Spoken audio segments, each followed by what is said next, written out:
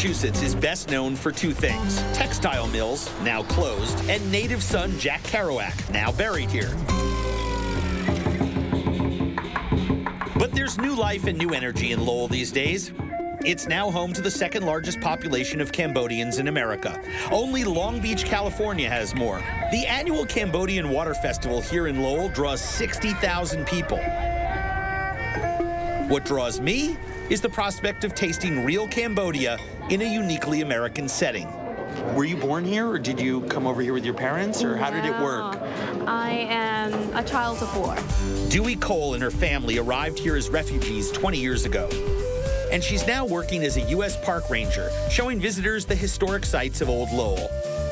Today, she's showing me the city's Cambodian neighborhood, beginning with the food at Simply Khmer. Beautiful. Like a lot of Asian cooking, Cambodian cuisine emphasizes contrasts: sweet, sour, salty, and bitter. The rice porridge comes with bean sprouts, scallions, fried garlic, and blood cake. This was fantastic. You just taste wonderful, wonderful chicken broth, and there's bits of intestine in there and scallion. The blood cake just tastes like a beautiful, soft little meat custard. I mean, that's all it is. It's kind of like comfort food. Just remember growing up and feeling sick, and my mom would make me a bowl of this.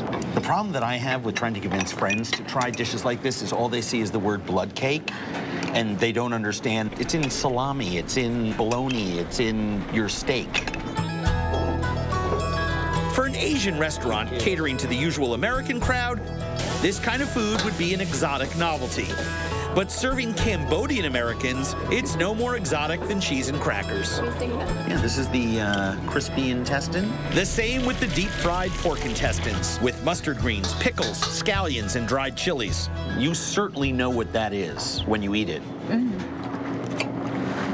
But that's why the chilies and the pickled vegetable is so perfect, because the minute you start to taste that innard, all it washes over you, those sweet little pickles and... But if you were going to describe it to somebody, compliment. what would you say it tastes like? It's a little bit poopy, but in a good way. The essential flavor of the real Cambodia is in the prahak, fermented fish paste. Coconut milk and fermented fish. Perfect combo. That's Cambodian food. And so many things are seasoned with that fermented fish, and there's so many different varieties. More varieties I learned in Cambodia than anywhere else in Southeast Asia. I mean, this is an anchovy meets citrusy lime meets coconut. I mean, I don't know how you can go wrong with that.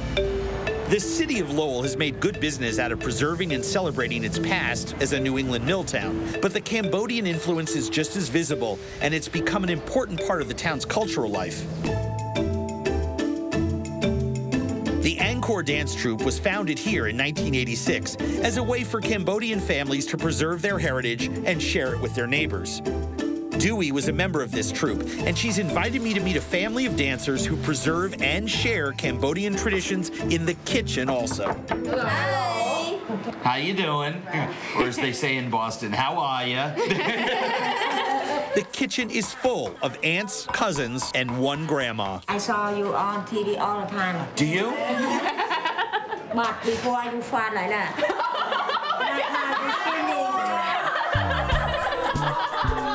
The grandkids are like, Grandma! The main course for this meal is yahorn. That's Cambodian hot pot. It's a shrimp soup where they toss in vegetables, coconut milk, coconut soda pop, no kidding, and a whole garden full of Asian herbs.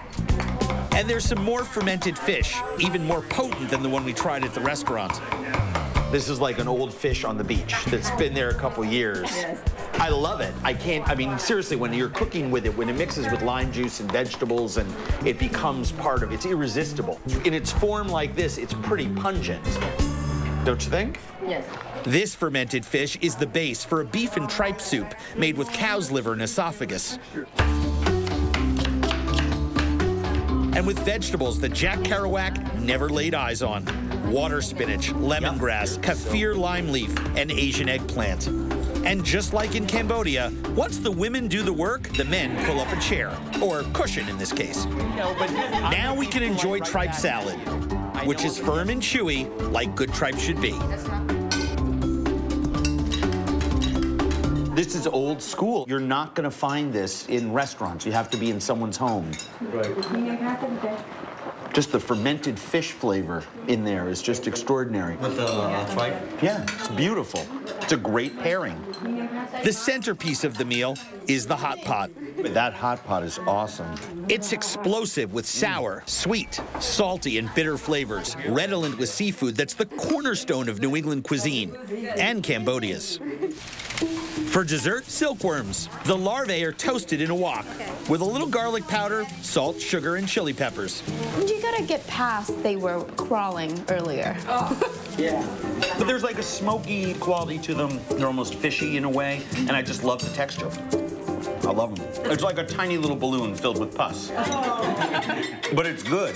A generation ago, food like this simply didn't exist in this town.